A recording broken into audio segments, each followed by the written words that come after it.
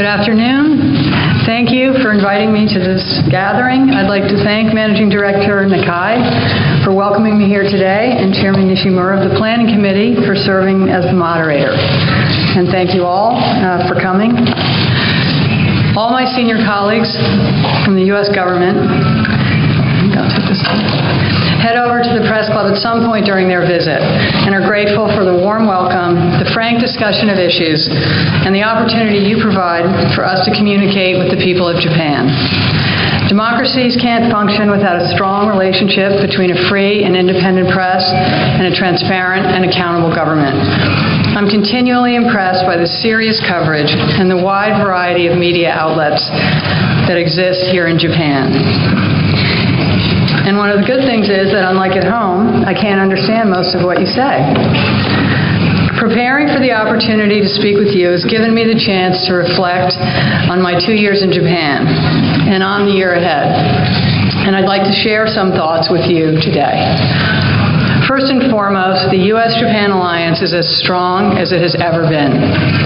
Just last weekend, the Yomiuri Gallup poll showed that U.S.-Japan relations were in better shape than at any time since the poll was first taken 15 years ago. Thanks to the efforts of generations of Japanese and Americans in government, business, science, architecture, anime, martial arts, our two countries have created a partnership that not only enriches the lives of our citizens, but plays a critical role in addressing global challenges. Our bilateral partnership is now at the center of powerful multilateral coalitions. Smaller, more vulnerable countries need our help to succeed and sometimes to survive. Problems like climate change, terrorism, poverty, disease, and nuclear nonproliferation cannot be addressed by any one country acting alone. They are global concerns that need international action. The U.S. and Japan are called upon not just to engage, but to lead. As two of the most powerful democracies in the world, we must never forget that our shared values of freedom, democracy, and the rule of law are our greatest strength.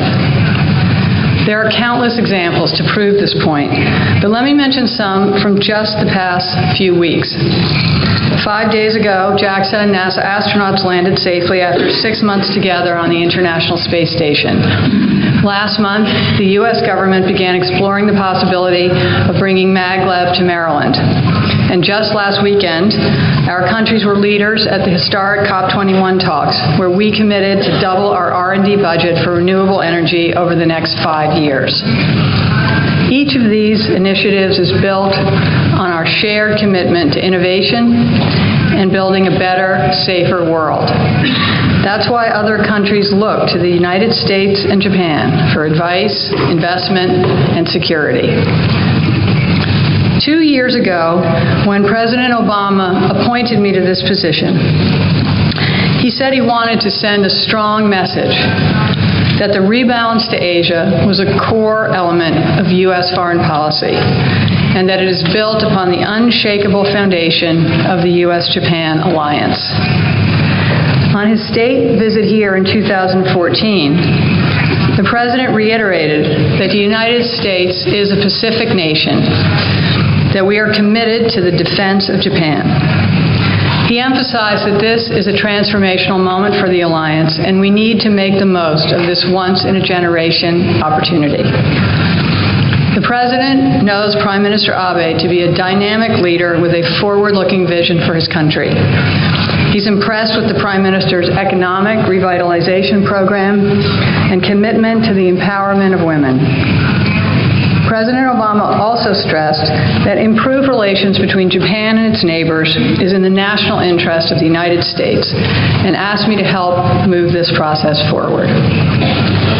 As the first working mother to serve as U.S. ambassador here, the President asked me to reach out to Japanese women and families to share the U.S. experience. And he asked my children to encourage their generation to invest in the future of this critically important alliance. The President hoped that sending the daughter of a Pacific War veteran to serve as ambassador during the 70th anniversary year would remind people in both countries of the power of reconciliation and the possibilities for peace. I've been profoundly moved by the special place that President Kennedy's memory holds in the hearts of the Japanese people. I'm inspired that his call to service resonates so deeply here. The warm welcome that my family and I have received has deepened our commitment to live up to this legacy and do our utmost to bring our two nations even closer. Over the past 2 years, thanks to the Ministry of Foreign Affairs, I've welcomed former American POWs to the embassy. They're about the same age as my father would be, and they bring the same message of reconciliation.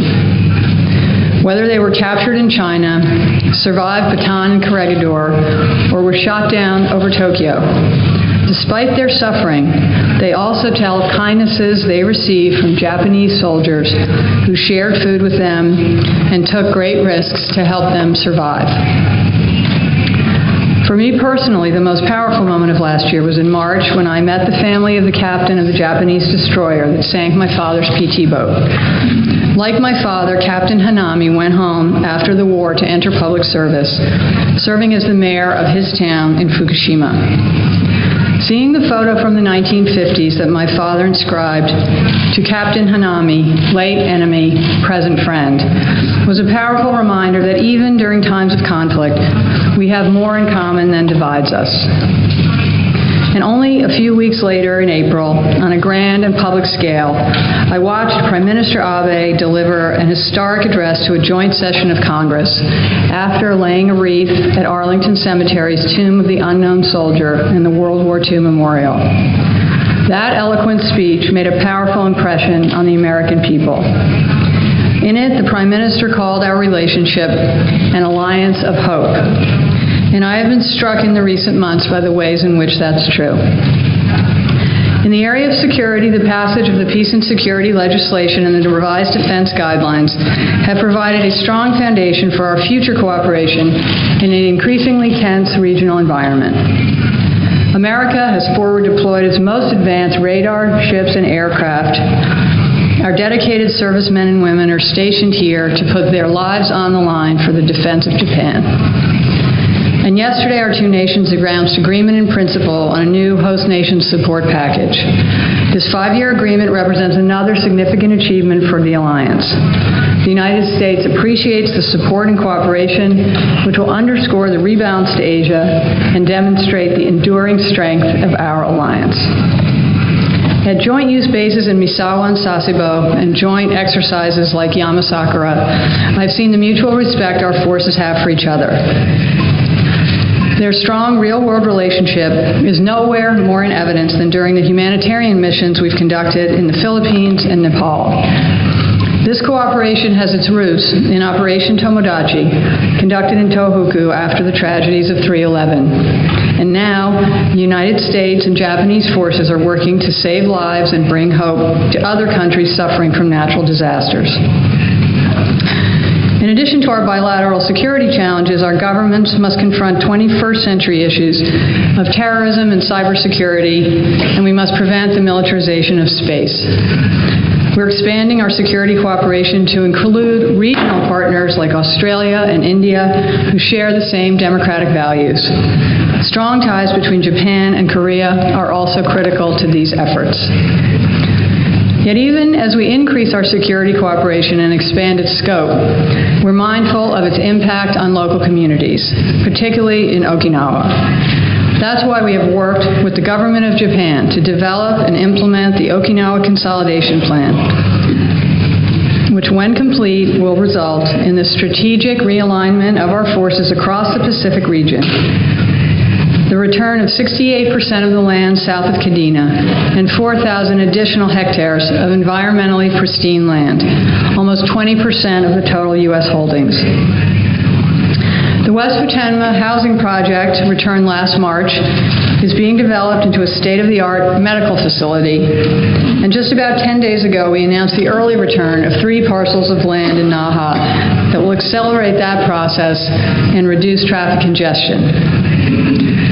We are going to keep working at this because we are grateful to the people of Japan for welcoming generations of U.S. service members, and we strive to be good neighbors in return. In the area of economics, our countries are closer than ever. The United States is the #1 foreign direct investor in Japan, and Japan is the second largest investor in the United States. Companies like Boeing, SanDisk, and 3M perform state-of-the-art manufacturing here, and Apple is building a major research center in Yokohama. Together, we are expanding the frontiers of knowledge in brain science, regenerative medicine, and robotics. Disney princesses and baseball are big business in both countries.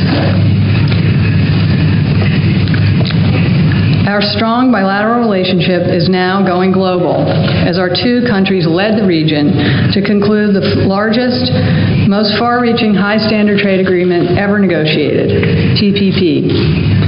This agreement will create good jobs and export opportunities for our farmers, manufacturers, and small businesses. It will lift millions out of poverty and into the middle class on both sides of the Pacific. It will promote our core values by banning child workers, raising labor standards, and requiring state-owned enterprises to compete fairly. TPP will stimulate invention and creativity in all 12 countries by protecting intellectual property, and it has strong enforceable provisions to prevent wildlife trafficking, illegal fishing, and preserve biodiversity.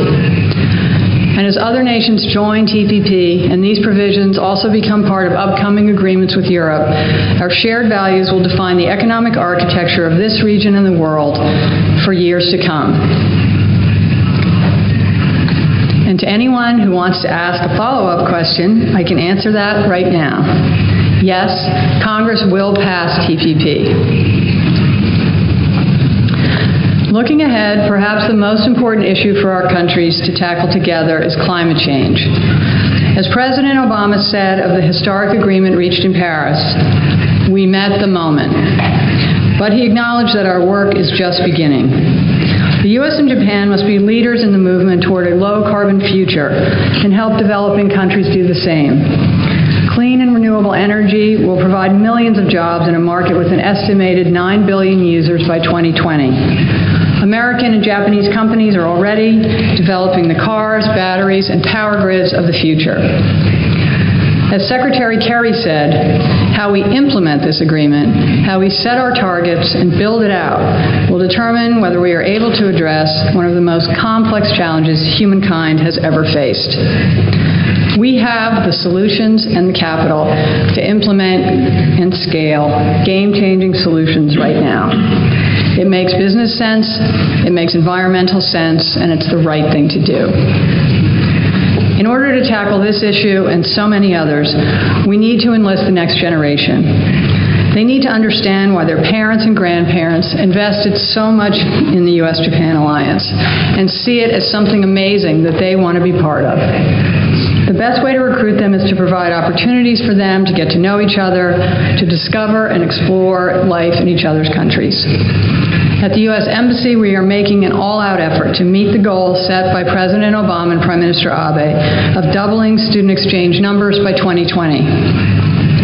We conduct outreach programs at high schools and universities. We have a college advising system across Japan. We are energizing Japanese alumni of U.S. schools as the best advocates for study abroad. And we're trying to reach out to younger students in new and different ways and involve them in issues they care about. I'm not supposed to go too fast. For example, I'm now working with high school students in Tokyo, Okinawa, Korea, and the South Bronx in a teleconference exchange where students share their fears, hopes, and dreams for the future.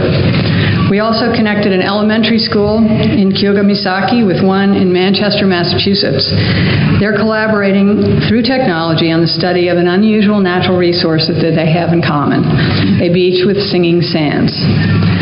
We hope both these efforts, along with more traditional ones, will inspire young Japanese and Americans to explore the wider world as they get older. The Japanese government has made significant resources available for study abroad, but we need the business community and academic institutions to keep pushing forward on this agenda. I know the world today can seem like a daunting place, and there are people in both our countries that would rather turn inward and stay focused at home. But we need to show our children that that's not who we are. As Japan assumes a seat on the Security Council for the 11th time and prepares to host the G7, 2016 promises to be a year when our two nations can work even more closely on our shared priorities. We are the largest contributors to the United Nations and the largest donors to the Green Climate Fund. Our healthcare experts coordinate closely in West Africa to battle Ebola. Last March, our First Ladies announced a partnership between Peace Corps and JPOV to educate girls in Southeast Asia. Our diplomats worked closely in recent months to implement the Iran nuclear agreement. Together, we're combating terrorism and helping millions of desperate refugees build a better life. We are the people who step up. We shoulder the burdens of leadership because we have benefited from the dialogue, partnership, and rules-based order that emerged from World War II. Prime Minister Abe calls it a proactive contribution to peace. President Obama laid out his vision at the United Nations when he said, "To believe in the dignity of every individual, to believe we can bridge our differences and choose cooperation over conflict, that's not weakness, that is strength. It's a practical necessity in this interconnected world." Americans and Japanese can take great pride in the U.S.-Japan alliance. It's been built through countless acts of reconciliation and friendship. It's sustained by respect and hard work. It brings knowledge and opportunity. Our countries have distinct national cultures, myths, and traditions. These differences make the closeness of our partnership even more remarkable in today's fragmented world. Together, our nations demonstrate the power of history to bring hope, the power of knowledge to bring progress, and the power of freedom to bring peace. As citizens of the U.S. and Japan, we've been given great gifts. I hope to be worthy of them as we build the alliance of the future. Thank you.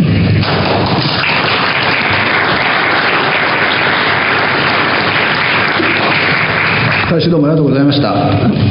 Sorry. Yeah. 戦後70年から日米安保、さらには TPP につきましては、フォローアップ質問を先回りしたコメントでありましたが、それから若い世代、それから今後、それではこれからですね、今のスピーチの最中にも多くの質問がカードで寄せられておりますので、今、2人の企画員のもとに集められております。これをもとに、2人の委員からこれから代表質問をお願いしたいと思います。じゃあ、坂東さんからどうぞ。はい、毎日の坂東です。それじゃ代表して質問させていただきます。時間が限られているので、のっけから固い質問で恐縮ですけれども、政治、安全保障問題についてお伺いします。今年戦後70年ということで、大使も広島、長崎の記念式典に出席されましたけれども、被爆地をご覧になっての感想をお伺いしたいということと、来年大使もおっしゃったように伊勢志摩で、G7 サミットが開かれますけれども、大使はオバマ大統領の広島長崎訪問についてどうお考えでしょうか。大使個人からですね、大統領に訪問をお勧めになるお考えはあるでしょうか。いかがでしょうか。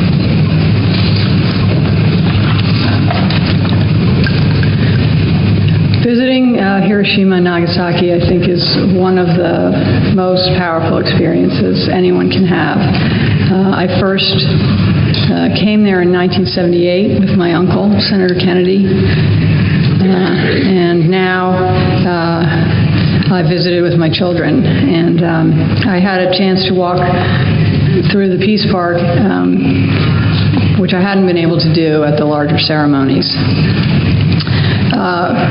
President Kennedy's proudest achievement was the Limited Nuclear Test Ban Treaty, so it has a great personal meaning for me as well. I know that President Obama is also committed to a world without nuclear weapons, and I think anyone who goes there feels like a renewed commitment to work for peace in any way that we can.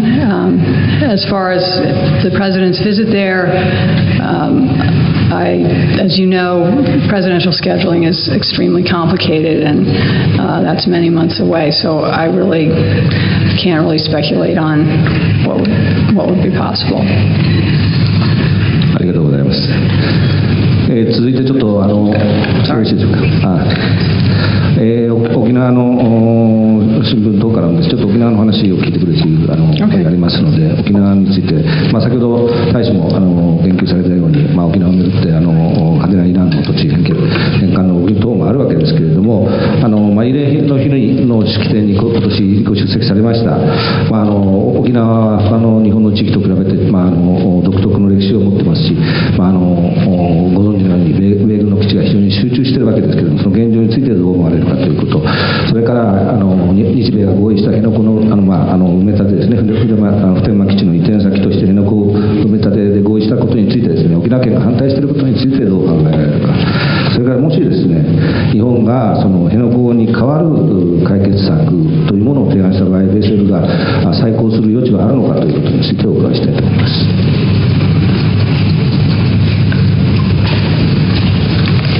Well, Okinawa, the United States, first of all, works very hard to be a good neighbor, and we are very grateful to the people of Okinawa for the support that they have given to generations of U.S. servicemen and women. I've visited there 4 or 5 times now, and I'm always struck by the strength of the communities and as well as the commitment of our servicemen and women. We are working hard to reduce the impact of the bases. We understand how important this is.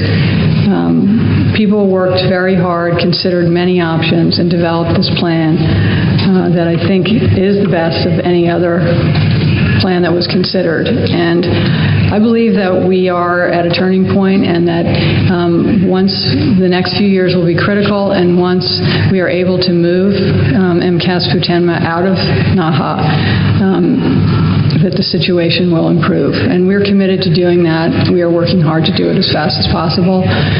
We have taken these early land return steps, as you know, and we are working to return additional land as well as to realign our forces. So I think the future will be better, and I think that plan is the plan that we should implement as fast as possible.